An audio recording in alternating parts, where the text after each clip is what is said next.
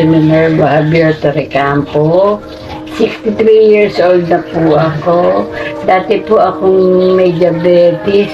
Nagkaroon na po ako ng komplikasyon sa kidney, chronic disease na-confine po ako sa Sala Hospital. Sinumpong po ako ng diabetes. Hindi ko po alam na stage 4 na po pala yung ng aking kidney. Awa naman po na dito, nakaligtas naman po ako. At sa ngayon po, nakakatulong po sa akin ang Altamune vitamin.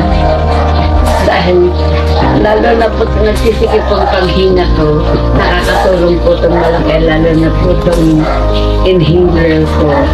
Pero kahit po nagsisikip po na wala po akong COVID na kahit lagi po akong inaano sa COVID, ina-examine.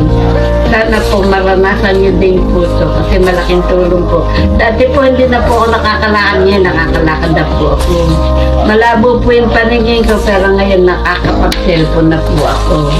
Nahihirapan po akong huminga pero po ngayon maayos na po ako ngayon.